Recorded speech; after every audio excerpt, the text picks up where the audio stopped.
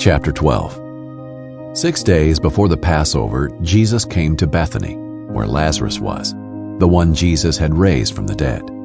So they gave a dinner for him there.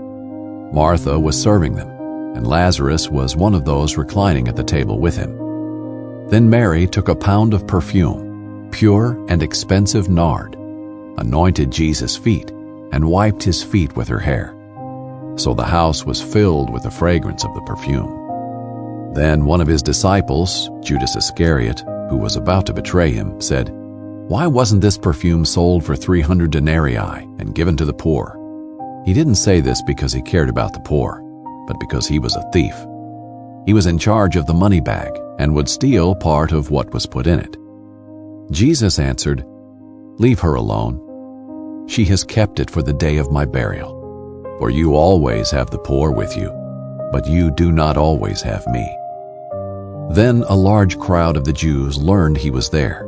They came not only because of Jesus, but also to see Lazarus, the one he had raised from the dead. But the chief priests had decided to kill Lazarus also, because he was the reason many of the Jews were deserting them and believing in Jesus. The next day, when the large crowd that had come to the festival heard that Jesus was coming to Jerusalem, they took palm branches and went out to meet him. They kept shouting, "Hosanna!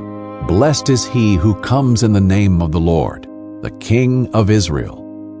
Jesus found a young donkey and sat on it, just as it is written, "Do not be afraid, daughter Zion. Look, your king is coming, sitting on a donkey's colt." His disciples did not understand these things at first. However, when Jesus was glorified, then they remembered that these things had been written about him, and that they had done these things to him. Meanwhile, the crowd, which had been with him when he called Lazarus out of the tomb and raised him from the dead, continued to testify. This is also why the crowd met him, because they heard he had done this sign. Then the Pharisees said to one another, "You see, you've accomplished nothing. Look, the world has gone after him." Now some Greeks were among those who went up to worship at the festival. So they came to Philip, who was from Bethsaida in Galilee, and requested of him, "Sir, we want to see Jesus." Philip went and told Andrew, then Andrew and Philip went and told Jesus.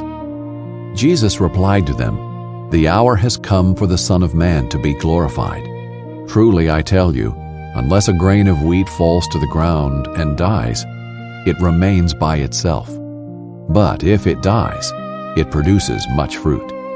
The one who loves his life will lose it, and the one who hates his life in this world will keep it for eternal life. If anyone serves me, he must follow me. Where I am, there my servant also will be. If anyone serves me, the Father will honor him. Now my soul is troubled. What should I say? Father, save me from this hour. But that is why I came to this hour. Father, glorify your name."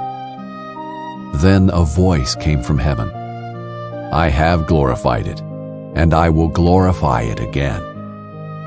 The crowd standing there heard it and said it was thunder. Others said, "An angel has spoken to him." Jesus responded, "This voice came not for me, but for you. Now is the judgment of this world. Now the ruler of this world will be cast out. As for me, if I am lifted up from the earth, I will draw all people to myself." He said this to indicate what kind of death he was about to die. Then the crowd replied to him, "We have heard from the law that the Messiah will remain forever. So how can you say, 'The Son of Man must be lifted up'? Who is this Son of Man?" Jesus answered, "The light will be with you only a little longer. Walk while you have the light, so that darkness doesn't overtake you. The one who walks in darkness doesn't know where he's going. While you have the light, believe in the light, so that you may become children of light." Jesus said this, then went away and hid from them. Even though he had performed so many signs in their presence, they did not believe in him.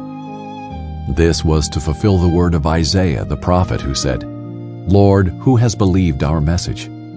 And to whom has the arm of the Lord been revealed?" This is why they were unable to believe, because Isaiah also said, "He has blinded their eyes and hardened their hearts, so that they would not see with their eyes or understand with their hearts and turn, and I would heal them." Isaiah said these things because he saw his glory and spoke about him. Nevertheless, many did believe in him, even among the rulers. But because of the Pharisees, they did not confess him, so that they would not be banned from the synagogue. For they loved human praise more than praise from God.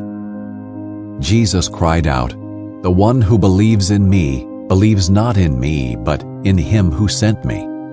And the one who sees me sees him who sent me. I have come as light into the world, so that everyone who believes in me would not remain in darkness. If anyone hears my words and doesn't keep them, I do not judge him, for I did not come to judge the world, but to save the world. The one who rejects me and doesn't receive my sayings has this as his judge. The word I have spoken will judge him on the last day. For I have not spoken on my own, but the Father himself who sent me has given me a command to say everything I have said. I know that his command is eternal life, so the things that I speak just as the Father has told me."